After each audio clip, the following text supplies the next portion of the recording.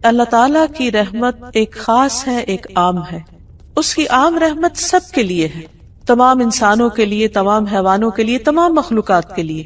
لیکن اس کی خاص رحمت صرف ان کے لیے ہے جو اس پر ایمان لاتے ہیں، جو اس کے اطاعت گزار ہیں، اس کے فرما بردار ہیں. تو آج ہم انشاءاللہ یہ دیکھیں گے کہ اللہ سبحانہ تعالیٰ کے خاص بندے جو اللہ تعالیٰ کی اطاعت میں وقت گزارتے ہیں، اللہ کو راضی کرنے کی کوشش کرتے ہیں، اللہ سبحانہ تعالیٰ ان پر کس طرح اپنی رحمت نچھاور کرتا ہے. اللہ سبحانہ تعالیٰ کا یہ نام قرآن مجید میں متعدد بار استعمال ہوا ہے. بسم اللہ میں تو خیر الرحمن کے ساتھ ہر جگہ ہی آتا ہے، بسم اللہ الرحمن الرحیم.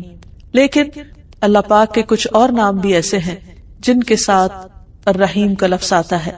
مثلاً التواب، بہت زیادہ توبہ قبول کرنے والا. الغفور، بہت زیادہ بخشش فرمانے والا. الرؤوف، بہت زیادہ شفقت کرنے والا. الودود، بہت زیادہ محبت کرنے والا.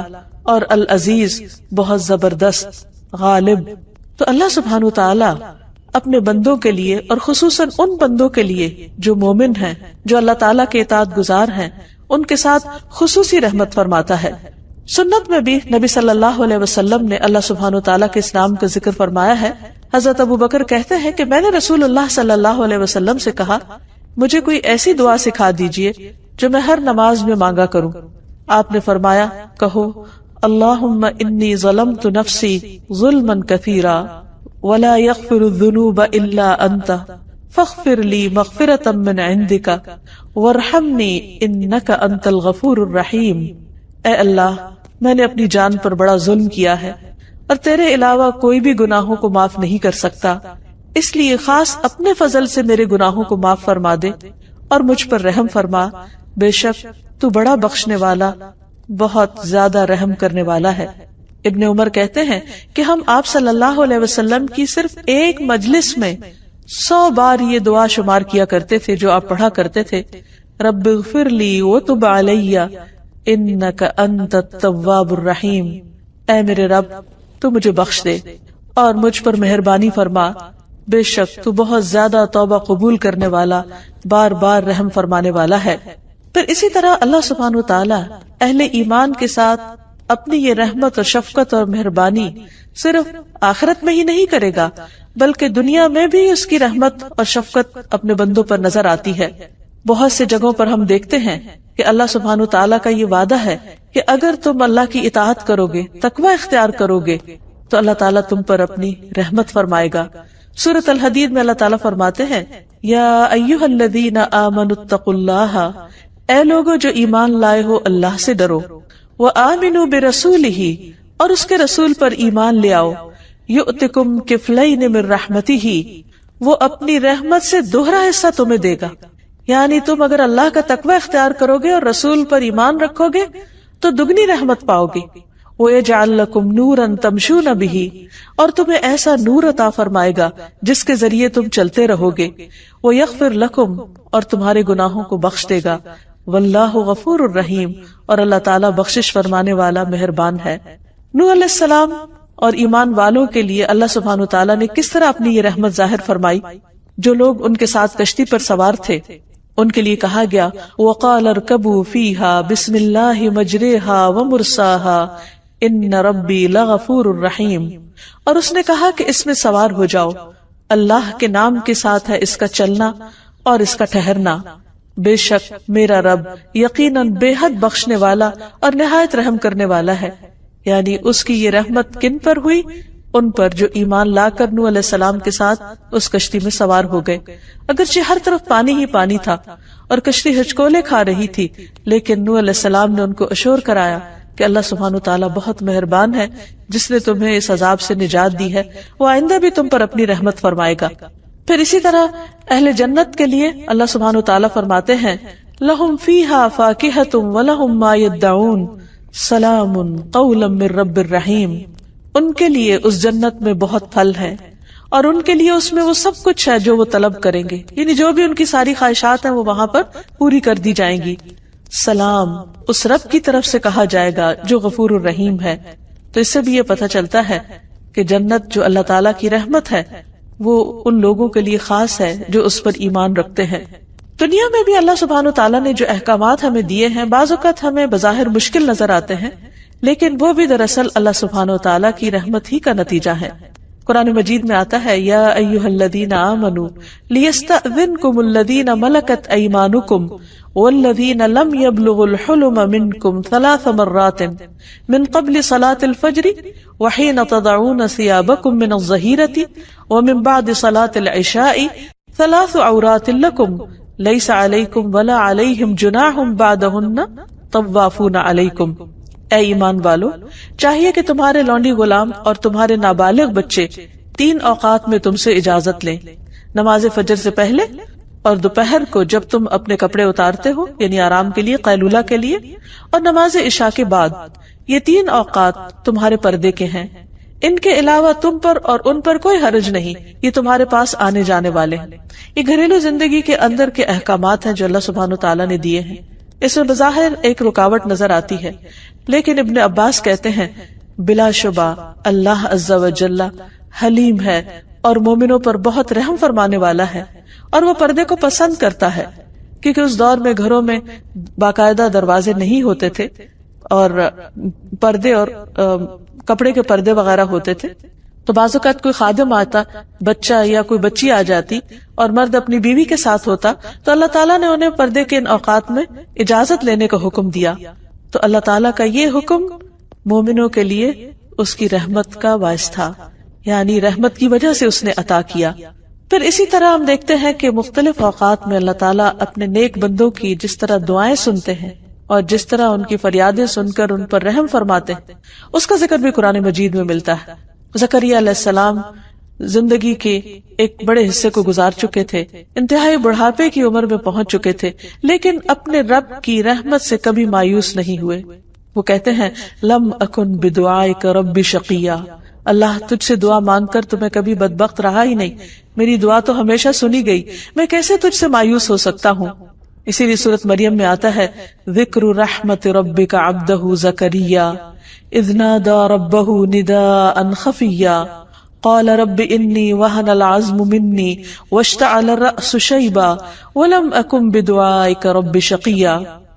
رب کی اپنے بندے زکریا پر رحمت کا ذکر ہے جب اس نے اپنے پروردگار کو چپ کے پکارا اور کہا اے میرے رب، یقیناً میں ہوں کہ میری ہڈیاں کمزور ہو گئیں اور سر بڑھاپے سے شعلے مارنے لگا، یعنی بالکل سفید ہو چکا ہے، اور اے میرے رب میں تجھے پکارنے میں کبھی بھی محروم نہیں ہوا، یعنی تو نے ہمیشہ مجھ پر رحمت کی۔ اور واقعی جب انہوں نے رب کی رحمت کو پکارا تو اللہ سبحانہ وتعالیٰ نے اس بڑھاپے میں، جبکہ وہ خود بھی بوڑھے تھے اور ان کی بیوی بھی بانجھ ہو چکی تھی، ان کی دعا سنی اور انہیں یحییٰ علیہ السلام جیسی اولاد دی، جس کا نام بھی اللہ سبحانہ وتعالیٰ نے خود رکھا۔ پھر اسی طرح بعض اوقات اہل ایمان پر دنیا میں امتحان آتے ہیں، آزمائشیں آتی ہیں، تو لوگ عموماً یہ کہتے ہیں کہ پھر رب کی رحمت تو نہ ہوئی، لیکن حقیقت یہ ہے کہ بعض امتحان اور بعض مشکلات بھی انسان کے لیے رحمت ہوتے ہیں۔ اللہ سبحانہ وتعالیٰ قرآن مجید میں فرماتے ان مع العسر یسرا فإن مع العسر یسرا، بے شک تنگی کے ساتھ آسانی، بس یقیناً تنگی کے ساتھ آسانی بھی ہے۔ یعنی اگر کبھی ایمان کے باوجود، نیک کام کرنے کے باوجود، دعاؤں کے باوجود حالات مشکل ہو، زندگی میں تکلیف ہو، پریشانی ہو، تو بھی کبھی یہ نہیں سوچنا چاہیے کہ ہمارا رب ہم سے ناراض ہے یا وہ دعا نہیں سنتا یا اس سے کسی بھی قسم کا ایسا کوئی گلہ شکوہ نہ ہو، کیونکہ کسی بھی چیز میں تاخیر یہ بھی اللہ کے اذن سے ہوتی۔ اللہ ہر حال میں اپنے بندوں پر مہربان ہے، ہم نہیں جانتے، ہم تو ظاہری چیزوں کو دیکھ کر فیصلے کرتے ہیں، لیکن وہ مہربان رب جانتا ہے کہ مجھے اپنے بندے کو کس وقت کس نعمت سے نوازنا ہے، کون سی نعمت اسے کب ملے گی تو وہ حقیقت میں شکر گزار ہوگا، اور کون سی نعمت اس کے اندر فرما برداری کی بجائے نافرمانی بھی لا سکتی ہے۔ اس لیے وہ اپنے بندے کو کچھ چیزوں سے روک کر رکھتا ہے، اور اس روکنے میں ہی بندے کے لیے فائدہ اور بھلائی ہوتی ہے۔ اصل بات یہ ہے کہ انسان اپنے رب پر اعتماد کرتے ہوئے، اس کے فیصلوں پر یقین کرتے ہوئے اور اس کی رحمت کو محسوس کرتے ہوئے اس پر پورا ٹرسٹ رکھے اور اس کے فیصلوں کو دل سے قبول کر لے، کیونکہ اس کے یہ فیصلے بھی رحمت پر ہی مبنی ہے۔ نبی صلی اللہ علیہ وسلم کی اہلیہ حضرت عائشہ کہتی ہے میں نے رسول اللہ صلی اللہ علیہ وسلم سے طاعون کے بارے میں پوچھا، پلیگ بیماری ہے، آپ نے فرمائی یہ ایک عذاب ہے، اللہ تعالیٰ جس پر چاہتا ہے بھیجتا ہے، لیکن بعض اوقات اس بیماری کا شکار مسلمان بھی ہو جاتے ہیں. تو پھر کیا وہ لوگ جو ایمان کی حالت میں ہیں یا وہ لوگ جو اچھے کام کر رہے ہیں اگر وہ اس بیماری کا شکار ہو جائے تو کیا ان پر بھی عذاب آ گیا؟ نہیں. فرمایا بے شک اللہ نے اس کو مومنوں کے لیے باعث رحمت بنایا ہے. وہ کس طرح؟ وہ اس طرح کہ اگر کوئی طاعون کی بیماری میں فوت ہو جاتا ہے تو وہ شہادت کا مرتبہ پاتا ہے، اور شہید کا درجہ اور رتبہ تو سب کو معلوم ہے. ایک اور روایت میں آتا ہے رسول اللہ صلی اللہ علیہ وسلم نے فرمایا جب زمین میں برائی عام ہو جائے گی تو اللہ تعالیٰ اہل زمین پر اپنا عذاب نازل فرما دے گا. اگر ان میں نیک لوگ ہوئے تو جو لوگوں کو پہنچا وہ ان کو بھی پہنچے گا، کیونکہ بعض اوقات ایسی چیزیں آ جاتی ہیں، کوئی طوفان آ جاتے ہیں، آندھی آ جاتی ہے، زلزلے آ جاتے ہیں، اس میں نیک و بد سبھی پس جاتے ہیں. تو ایسی صورت میں اگر وہ کسی قوم پر عذاب بھی ہو تو اس کے اندر پائے جانے والے اہل ایمان کے لیے وہ چیز بھی رحمت بن جاتی ہے. فرمایا پھر وہ اللہ کی رحمت کی طرف لوٹ آئیں گے، یعنی وہ اللہ سے اس حال میں جا ملیں گے کہ اللہ تعالیٰ ان سے راضی ہوگا اور وہ آخرت میں اللہ کی رحمت کو پا لیں گے. کیونکہ مومن کو اس دنیا میں کوئی بھی تکلیف جو آتی، کوئی بھی پریشانی جو آتی، حتیٰ کہ اگر اس کو صرف ایک کانٹا بھی چبھ جاتا ہے، کوئی کانٹے کی پرک بھی ہو جاتی، تو اس پر بھی اس کے گناہ معاف ہوتے ہیں، اس پر بھی وہ اللہ سبحانہ و تعالیٰ کا قرب حاصل کرتا ہے.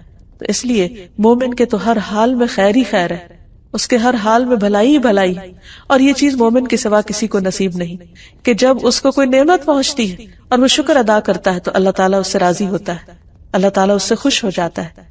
اور اگر اسے کوئی تکلیف آتی ہے اور اس پر وہ صبر کرتا ہے تو اللہ سبحانہ و تعالیٰ کی رضا پاتا ہے، اور صبر پر اس کو بے حد و حساب اجر ملتا ہے.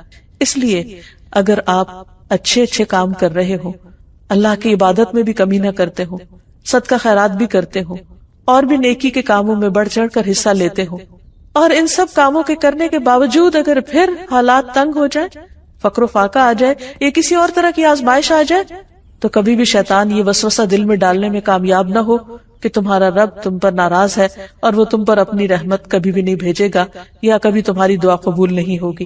نہیں، بندہ مومن کے لیے اس دنیا میں ہر چیز رحمت ہی رحمت ہے، کبھی اچھی شکل میں اور کبھی تکلیف دہ شکل میں، کیونکہ بعض تکلیفیں انسان کو اللہ سبحانہ وتعالیٰ سے اور زیادہ قریب کر دیتی. ایک روایت سے ہی پتہ چلتا ہے کہ بندے کے لیے اللہ سبحانہ وتعالیٰ نے ایک خاص مقام اور درجہ رکھا ہوتا ہے اپنے ہاں. جب اللہ تعالیٰ دیکھتا ہے کہ بندہ صرف اپنے عمل کی بنا پر اس درجے کو نہیں پہنچ پا رہا تو وہ اس پر کوئی امتحان بھیج دیتا ہے، کوئی تکلیف بھیج دیتا ہے، اور جب وہ اس پر صبر کرتا ہے تو اس صبر کی وجہ سے وہ اس بلند منزل کو بہت تیزی سے پہنچ جاتا ہے. تو بعض اوقات ہم سوچتے ہیں کہ ہم تو اچھے کام کر رہے تھے، پھر ہم پر یہ مصیبت کیوں آئی، پھر ہماری یہ مشکل کیوں کھڑی ہوئی. اس وقت بندے کو سمجھ نہیں آتی، لیکن بندے کی سمجھ تو معمولی ہے، کمزور ہے، بندے کو ہر بات سمجھ آ ہی نہیں سکتی. اللہ سبحانہ و تعالیٰ کا علم کامل ہے، اور اللہ کے علاوہ ساری مخلوق کا علم تو ایک قطرے کے برابر بھی نہیں. اس لیے ہمیں ایسی باتیں کیسے سمجھ آئیں گی کہ کوئی تکلیف ہم پر کیوں آئی ہے. لیکن اللہ سبحانہ و تعالیٰ اپنے بندوں پر ہر حال میں مہربان ہے، اور وہ تکلیف کے ذریعے بھی دراصل بندے پر رحم کر رہا ہوتا ہے.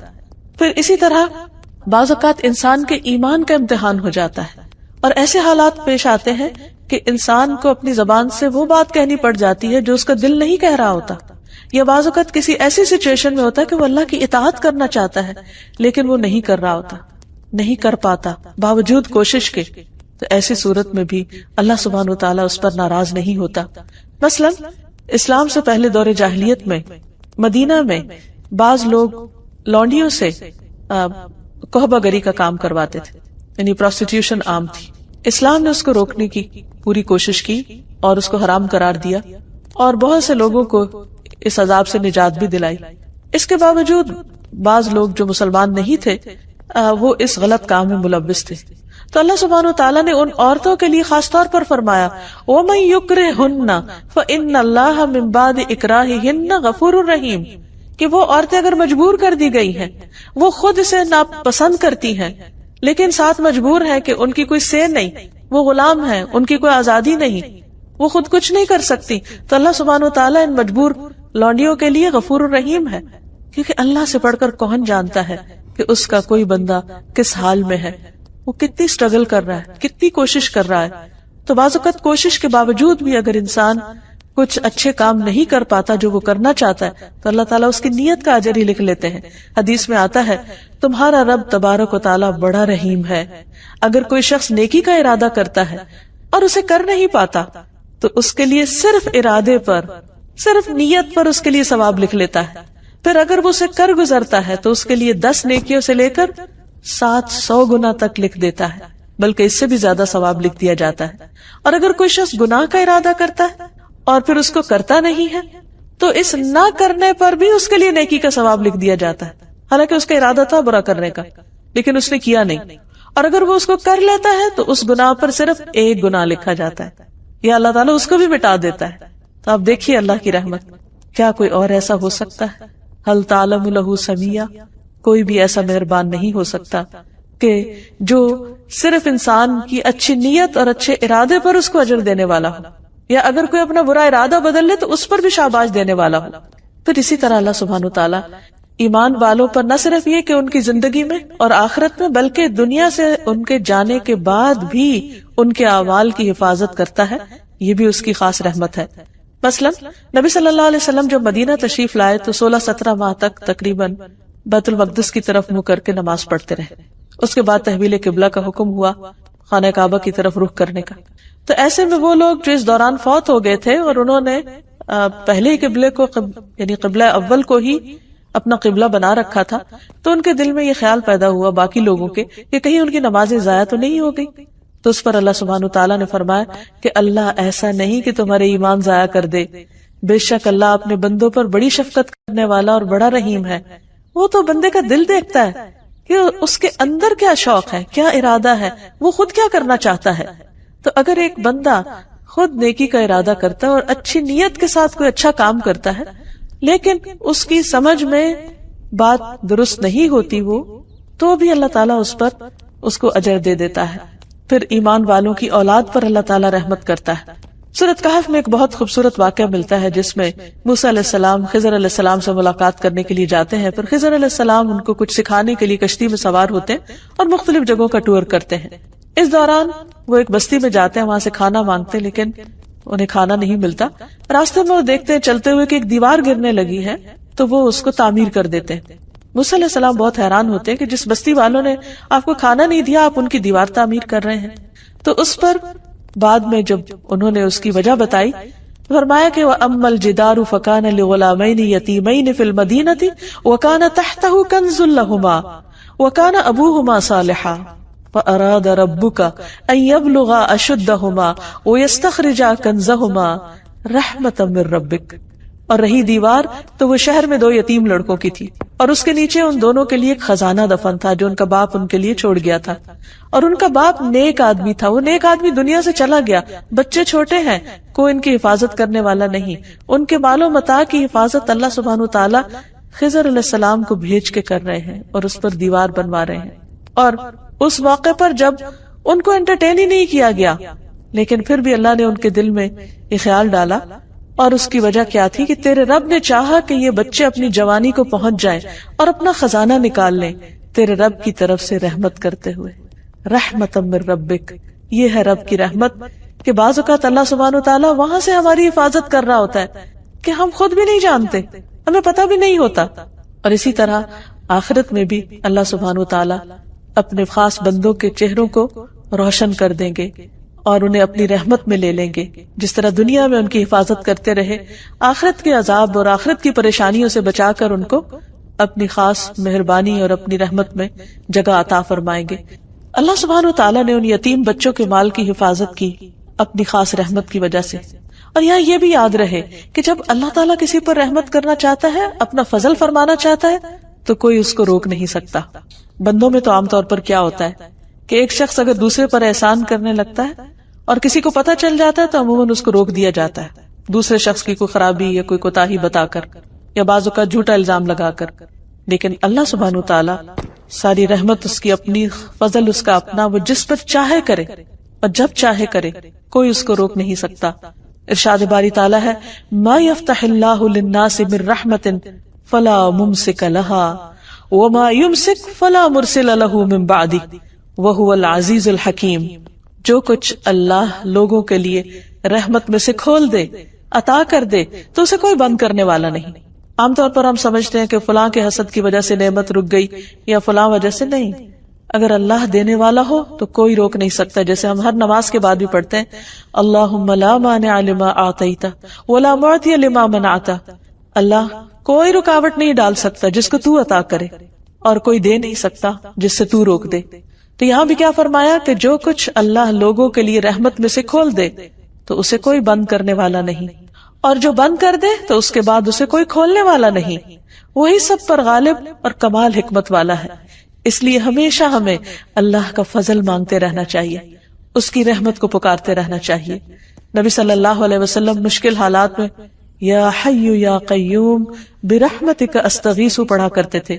اے زندہ رہنے والے، اے قائم رہنے اور رکھنے والے، تیری رحمت کی فریاد کرتا ہوں.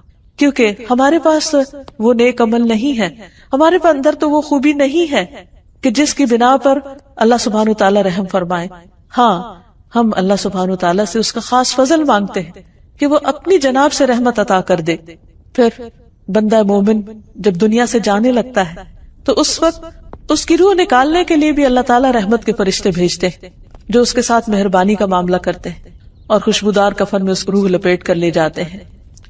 تو آئیے یہاں ہم دیکھتے ہیں کہ اللہ سبحانہ وتعالیٰ کی رحمت پانے کے اسباب کیا ہیں.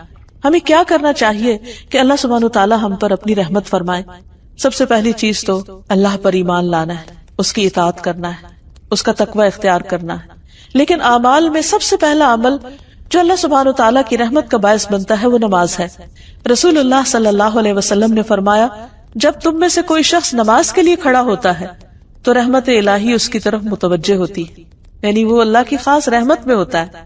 لہٰذا اسے ادھر ادھر کنکریوں سے نہیں کھیلنا چاہیے، یعنی اسے بھی اللہ کی طرف متوجہ رہنا چاہیے کیونکہ اللہ تعالیٰ اس پر توجہ فرما رہے ہیں. پھر اسی طرح اللہ اور اس کے رسول صلی اللہ علیہ وسلم کی اطاعت یہ رحمت کا باعث بنتی ہے. سورۃ آل عمران میں فرمایا وَأَطِیعُوا اللَّهَ وَالرَّسُولَ لَعَلَّکُمْ تُرْحَمُونَ، اور اللہ اور اس کے رسول کا حکم مانو تاکہ تم پر رحم کیا جائے.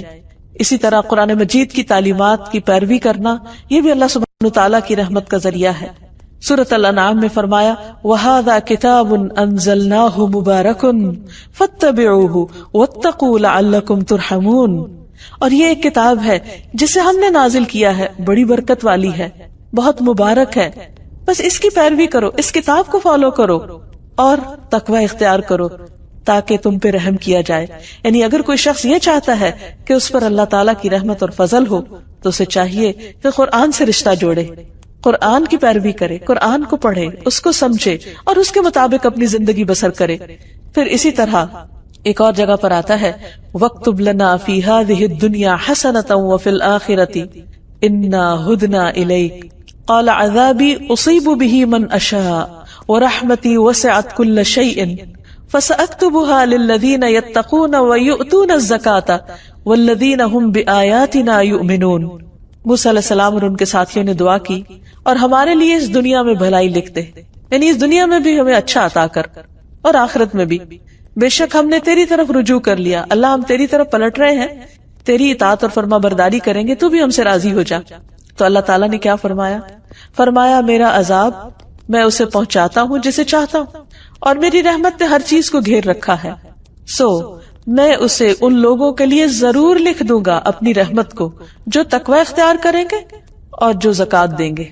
یہاں اللہ سبحانہ تعالیٰ نے زکوٰۃ کا ذکر خاص طور پر کیا، نماز کا ذکر یہاں نہیں ہے. تقوی کے بعد زکوٰۃ کا ذکر ہے. نماز کا ذکر نبی صلی اللہ علیہ وسلم کی حدیث میں ہے کہ نماز کی حالت میں اللہ کی رحمت متوجہ ہوتی ہے، اور یہاں پر اللہ تعالیٰ کا وعدہ ہے کہ جو زکوٰۃ دیں گے ان کے لیے میں لازماً اپنی رحمت لکھ دوں گا، اور ان کے لیے جو ہماری آیات پر ایمان رکھتے ہیں، یعنی قرآن مجید پر کسی قسم کا شک نہیں ہونا چاہیے انسان کو.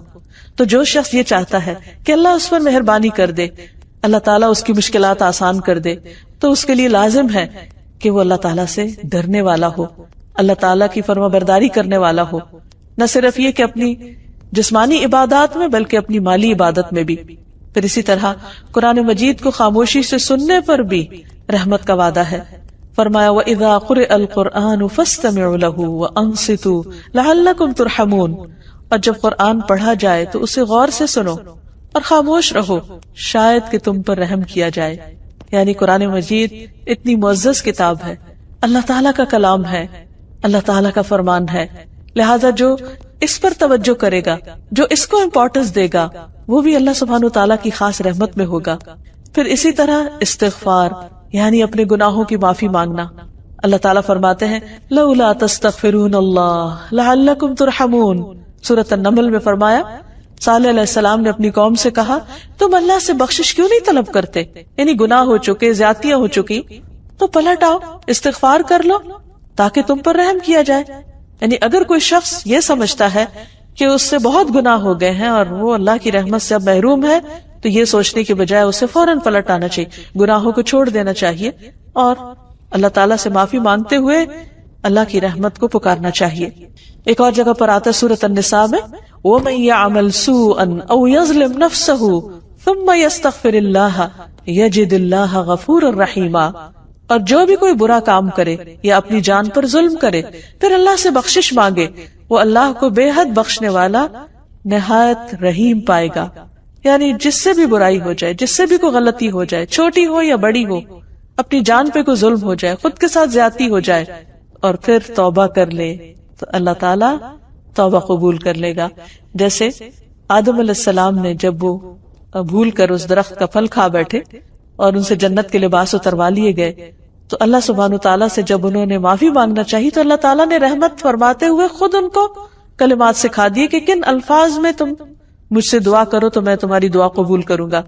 تو انہوں نے کیا کہا، ربنا ظلمنا انفسنا وان لم تغفر لنا وترحمنا لنکونن من الخاسرین، اے ہمارے رب ہم نے اپنی جانوں پر ظلم کیا، اگر تو نے ہمیں بخشا نہیں اور تو نے ہم پر رحم نہیں کیا تو ہم ضرور نقصان اٹھا جائیں گے۔